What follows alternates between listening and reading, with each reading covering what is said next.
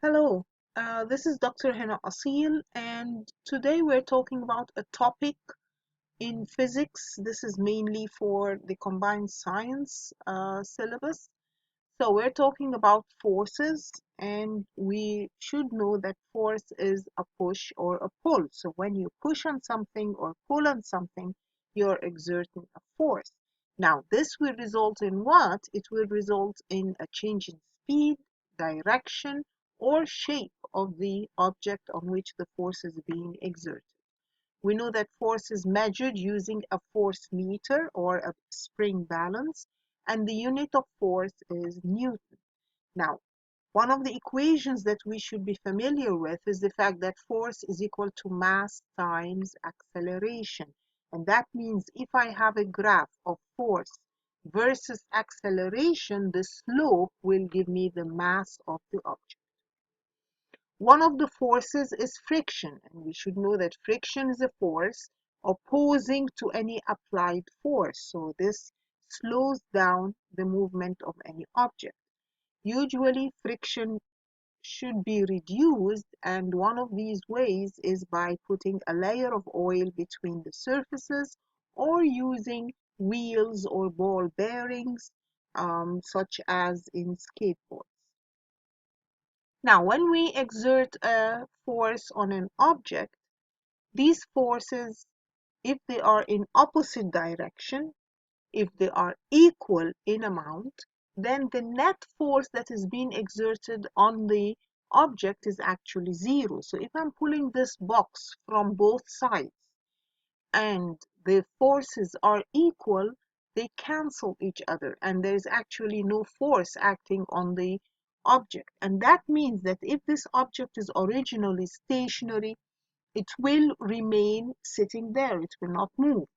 But if it is originally moving and there are two opposing forces that are equal and opposite to each other, it will continue to move at constant speed. So if he's saying that there is an object that is moving at constant speed, that means the forces acting on it are in opposite directions and equal in amount or in magnitude. If the opposing forces have different amounts, then the object will start to move in the direction of the one that is higher, and the net force acting on the object is actually the difference between the two forces. If the forces are in the same direction, then the net force is the total of these forces, and the object will move in that direction. Okay, let's take a look at this. This is an example of a simple, straightforward question. It says the diagram shows an object being acted upon by two forces. Now, notice the arrows, the direction of the arrows. They're actually in opposite directions. And we said if he's asking for the size of the resultant force on the object, then in this case, the resultant force is the difference between them. So the resultant force is 3 newtons, so my answer is. Now, this car is moving, and he's saying a car travels forward along a straight horizontal road. Only the horizontal forces acting on it are shown. The length of each arrow represents the size of each force. So looking at the lengths of the arrows, the force that is trying to pull the car back, which is basically the air resistance or the friction, is larger than the driving force trying to force it to move forward. So how do these forces affect the movement of the car? Well, if he says the car moves at constant speed, that's not right. In order to move at constant speed, the two opposing forces have to be the same size. The car moves backwards? No, because there is a driving force that's actually moving it to the front. So there is still a force moving it. So it will not move backwards, it will actually slow down. So the force trying to drag it back is higher, than the car slows down. That's what happens when actually we press on the brakes of the car, then the friction increases and that means the car slows down. Here also a bus travels along a level road at constant speed. Now, when it's traveling at constant speed, what is the size of F compared to R?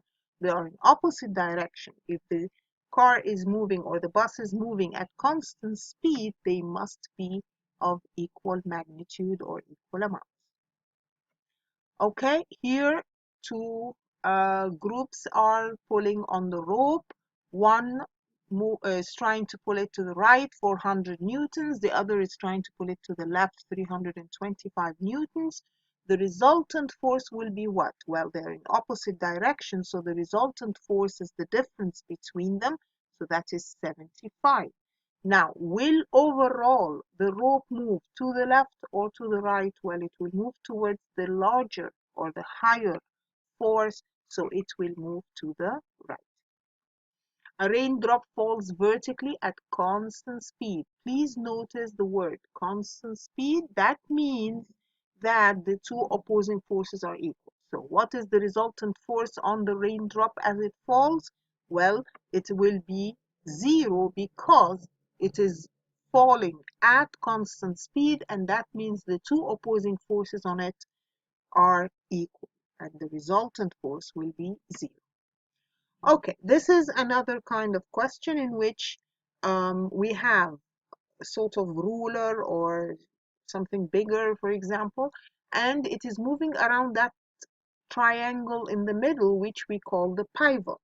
Now, if we have two forces hanging on either side of this ruler, then the force times the distance on one side is equal to the force times the distance on the other side. Then it will be at equilibrium. Equilibrium means the ruler will be straight. It will not be bending to the right or bending to the left. So usually we have this kind of question, and he gives me three of the forces, three of the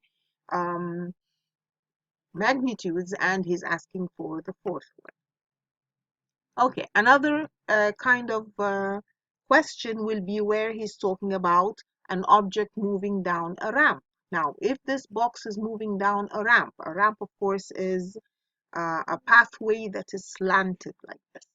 So what are the forces acting on it? Well, the weight of the box is being determined by the pull of gravity. So the pull of gravity on the box is trying to pull it down. There is a force. If I pushed the box at the beginning, then there is an applied force that is trying to push the box down. But then as the box goes down, there is friction between the box and the surface that is trying to drag it up back again. So all of these forces are acting on the box, and which one is bigger will determine how fast the box goes down. So the movement of the object depends on what? It depends mainly on the gradient of the ramp. So the more steeper the slope, so the one on the right has a steeper slope, then that's a higher gradient. And the weight of the object, whether the object that is going down is light or heavy, and the surface that is on the ramp and of the object, if it is smooth or rough. All of these will determine how fast the object moves down. Air resistance is another force, and this affects, for example, someone that is jumping out of an airplane with a parachute. So the air resistance in this case is affected by the speed of the air current, the speed of the object, and the area of the object in contact with the air. So the bigger this man's parachute is, the higher the air resistance, and that means he will go down more slowly. Okay, when we hang an object on the end of a spring, this object has a certain weight. So when we say that I have a spring originally without having anything hanging from it, its length was, for example, 20 centimeters. Now, if I hang a weight on it, so I hang 200 newtons at the end of that spring, the spring stretches. How much does it extend? That's called the extension. So the extension is the increase in length. So it originally was 20, well, it changed to 40, then the extension in this case is the difference between them, which is 20 centimeters. Now, Hooke's law states that this extension is directly proportional to the force. And that means the more the force, the heavier the weight that I put at the end of the spring, the more the spring will extend. So these are directly proportional, and the factor of constant factor is referred to as K.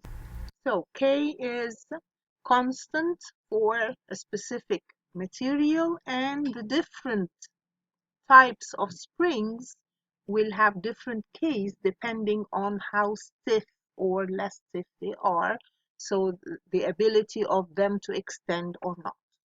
Now, looking at a graph of extension versus the weight, we notice that as the weight increases, so as I put more and more weight at the end of the spring, the extension increases. But then, after some point, it is no longer a straight line, no longer directly proportional, and it starts to change. At that point, that spring is no longer elastic. So we call that the elastic limit or the limit of proportionality. But and that means that after that point, Hooke's law does not apply. So when he says that Hooke's law applies, then we're talking about the part where it is a straight line, direct proportionality between the weight and the extension. Of course, the gradient of this graph will be the spring constant, which is K. Okay, what if we have different loads? So if I have a specific spring, now I put a certain load and I have an extension of X. What if I put twice the load? Well, then the extension will be twice, and so on. What if I have similar springs? So I put a certain weight at the end of a spring and I get an extension of X. What if I put two of them joined together? That means if I have the same weight, then the extension will be twice that original extension because I'm extending both springs. And in that case, the K will be half the original K. That is if we're joining them in series, but if we put them together in parallel, then the same weight is um, distributed between the two springs, so actually the extension will be half the original extension, but the spring constant will be twice the original. Okay, thank you for listening, and please follow in the upcoming videos. Thank you.